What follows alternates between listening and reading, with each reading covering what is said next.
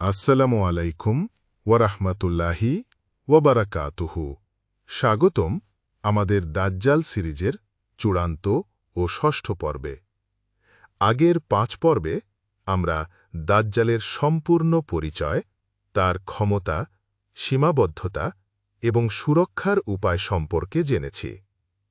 আজকের এই শেষ পর্বে আমরা আলোচনা করব আমাদের করণীয় কাজসমূহ, বিশেষ সতর্কতা, ঐতিহাসিক প্রেক্ষাপট এবং আধুনিক যুগে এই জ্ঞানের প্রয়োগ।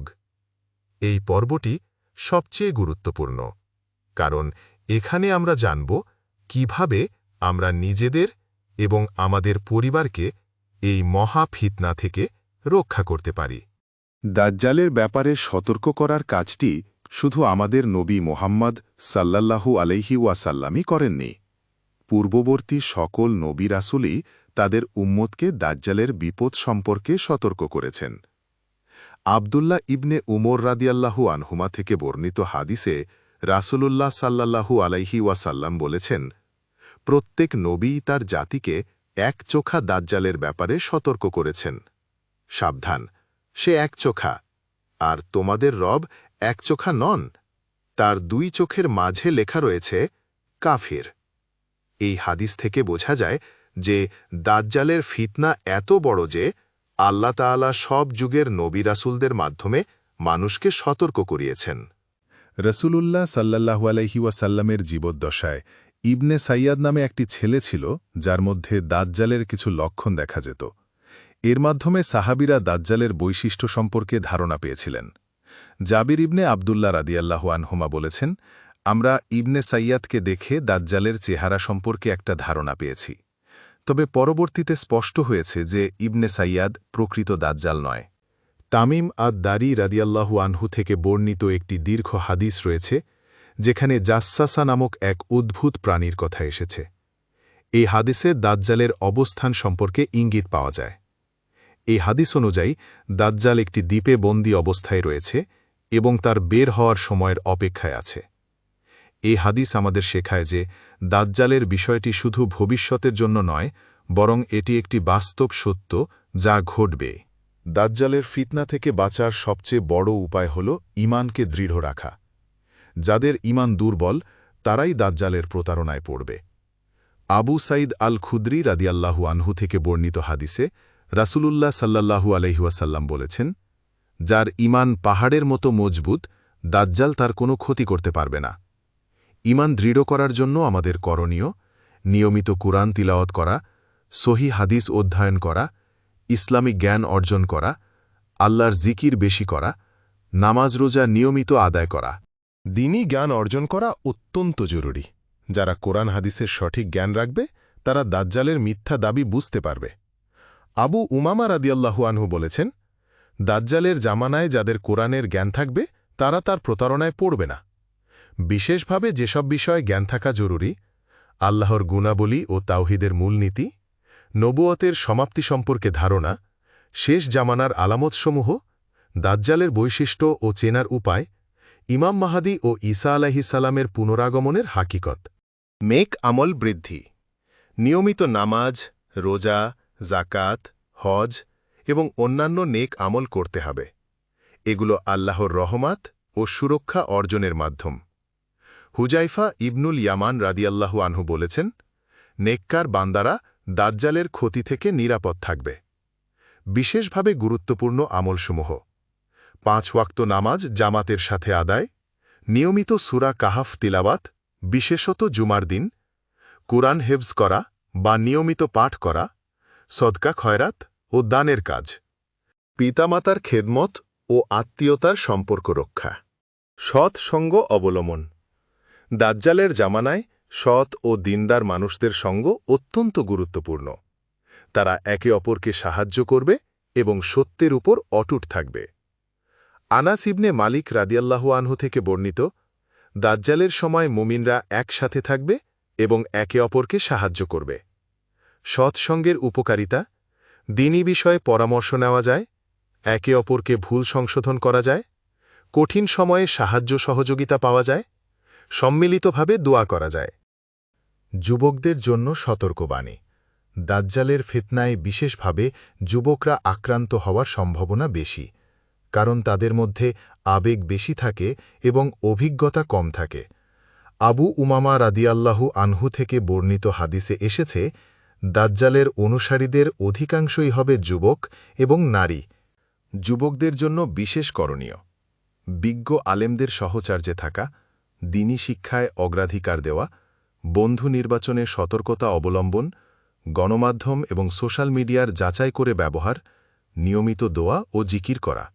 নারীদের জন্য বিশেষ সতর্কতা: নারীরাও দাজ্জালের প্রতারণার লক্ষ্য হবে। তাদের বিশেষভাবে সতর্ক থাকতে হবে এবং ঘরে অবস্থান করতে হবে। উম্মু সালামা রাদিয়াল্লাহু আনহা থেকে বর্ণিত, দাজ্জালের সময় নারীদের ঘরে থাকা নিরাপদ। তবে এই হাদিসের সনদ নিয়ে কিছু মতভেদ আছে। নারীদের জন্য সতর্কতা: ইসলামী পর্দার যথাযথ পালন, দ্বীনি শিক্ষায় মনোযোগী হওয়া, সন্তানদের সঠিক শিক্ষা দেওয়া, পারিবারিক বন্ধন দৃঢ় রাখা, নিয়মিত কুরআন তিলাওয়াত ও দোয়া দুরুদ। দুর্বল ঈমানদারদের অবস্থা: যাদের ঈমান দুর্বল, তারা সহজেই দাজ্জালের প্রতারণায় পড়বে। এজন্য সবার ঈমান মজবুত করতে হবে। সাউবান রাদিয়াল্লাহু আনহু থেকে বর্ণিত, দাজ্জালের ফিতনায় সবচেয়ে বেশি আক্রান্ত হবে যারা দ্বীনে অজ্ঞ। দুর্বল ঈমানের কারণসমূহ: দ্বীনি জ্ঞানের অভাব, পাপাচারে লিপ্ত থাকা, দুনিয়ার মোহে আসক্তি, নামাজ রোজায় অবহেলা, আল্লাহর জিকির থেকে গাফিল থাকা। আধুনিক প্রেক্ষাপটে দাজ্জাল: বর্তমান যুগের প্রযুক্তি ও যোগাযোগ ব্যবস্থা দাজ্জালের কাজকে আরও সহজ করে দেবে। সে টেলিভিশন, ইন্টারনেট, সোশ্যাল মিডিয়ার মাধ্যমে তার বার্তা পৌঁছাতে পারবে। তবে মনে রাখতে হবে, আমরা যা বলছি সেটা হাদিসে স্পষ্টভাবে নেই।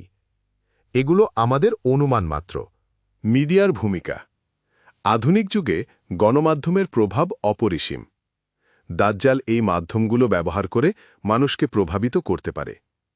এজন্য আমাদের করণীয়: মিডিয়া স্বাক্ষর হওয়া, যাচাই করে তথ্য গ্রহণ করা, অন্ধভাবে কোনো খবরে বিশ্বাস না করা, ইসলামী দৃষ্টিভঙ্গি থেকে বিচার বিশ্লেষণ করা। প্রযুক্তির সচেতন ব্যবহার: বর্তমানে কৃত্রিম বুদ্ধিমত্তা, ভার্চুয়াল রিয়ালিটি ইত্যাদি প্রযুক্তি রয়েছে, যেগুলো দিয়ে মানুষকে সহজেই প্রতারিত করা যায়। দাজ্জাল এগুলো কাজে লাগাতে পারে। আমাদের সতর্কতা: প্রযুক্তির উপর অতিরিক্ত নির্ভরতা এড়ানো, ভার্চুয়াল জগৎ ও বাস্তবতার পার্থক্য বোঝা, সব ধরনের মিডিয়া কন্টেন্ট যাচাই করা, ইসলামী মূল্যবোধের ভিত্তিতে সিদ্ধান্ত নেওয়া। বৈশ্বিক যোগাযোগের প্রভাব: আজকের বিশ্বে খুব দ্রুত সারা পৃথিবীতে কোনো খবর পৌঁছে যায়। দাজ্জাল এই সুবিধা কাজে লাগিয়ে অল্প সময়ে বিপুল সংখ্যক মানুষকে প্রভাবিত করতে পারবে। এজন্য আমাদের প্রস্তুতি: বিশ্বব্যাপী মুসলিম উম্মার সাথে যোগাযোগ রাখা, ইসলামী স্কলারদের মতামত জানা, সত্যিকারের সংবাদ ও মিথ্যা প্রচারণার পার্থক্য বোঝা। উপসংহার ও চূড়ান্ত বার্তা: আজকের সম্পূর্ণ সিরিজের আলোচনা থেকে আমরা দাজ্জালের বিস্তারিত পরিচয় জানলাম। তার শারীরিক বর্ণনা, তার বৈশিষ্ট্য, তার সীমাবদ্ধতা, তার প্রতারণার কৌশল সবকিছুই রাসূলুল্লাহ সাল্লাল্লাহু আলাইহি ওয়াসাল্লাম আমাদের জানিয়ে দিয়েছেন। আমাদের মূল করণীয় সংক্ষেপে: ১ নম্বরে ঈমান দৃঢ় রাখা, এটি সবচেয়ে বড় সুরক্ষা।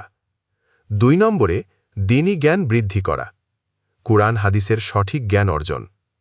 ৩ নম্বরে নেক আমল করা, নিয়মিত নামাজ, রোজা, যাকাত, জিকির আজকার। ৪ নম্বরে সূরা কাহাফ নিয়মিত তিলাওয়াত করা, বিশেষত প্রথম ও শেষ ১০ আয়াত। ৫ নম্বরে দাজ্জালের ফিতনা থেকে আল্লাহর কাছে আশ্রয় চাওয়া, প্রতিদিন ও প্রতি নামাজে।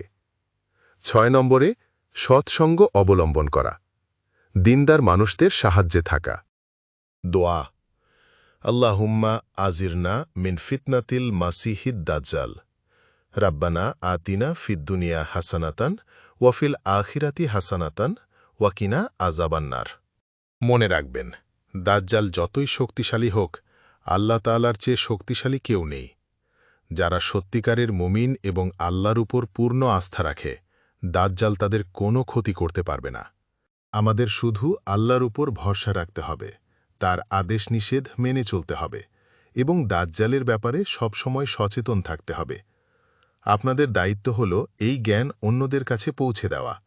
আপনার পরিবার, বন্ধু-বান্ধব, সমাজের সবাইকে এই গুরুত্বপূর্ণ তথ্যগুলো জানান, কারণ এই জ্ঞান একদিন আমাদের জীবন বাঁচাতে পারে। প্রিয় দর্শকবৃন্দ, আমাদের এই দীর্ঘ 6 পর্বের আলোচনা এখানেই সমাপ্ত হল। আশা করি এই সিরিজ থেকে আপনারা দাজ্জালের সম্পূর্ণ পরিচয় এবং তার থেকে সুরক্ষার উপায় সম্পর্কে বিস্তারিত জানতে পেরেছেন। এই আলোচনার মূল উদ্দেশ্য ছিল আপনাদের সচেতন করা, ভীত করা নয়। মুমিন কখনো হতাশ হয় না, কারণ সে জানে আল্লাহই সর্বশক্তিমান। আলামী পর্বগুলোতে আমরা আলোচনা করব দাজ্জালের মিথ্যা অলৌকিকত্ব প্রদর্শন, ইমাম মাহাদির আগমন, ঈসা আলাইসাল্লামের পুনরাগমন ও দাজ্জাল বধ, ইয়াজুজ মাজুজের আবির্ভাব। আল্লাহ তাআলা আমাদের সবাইকে দাজ্জালের ফিতনা থেকে হেফাজত করুন। সূরা কাফ নিয়মিত পাঠ করার তৌফিক দান করুন এবং দ্বীনের উপর অটুট রাখুন। আমিন ইয়া রাব্বাল আলামিন। জাযাকুমুল্লাহ খাইরান। আল্লাহ হাফেজ।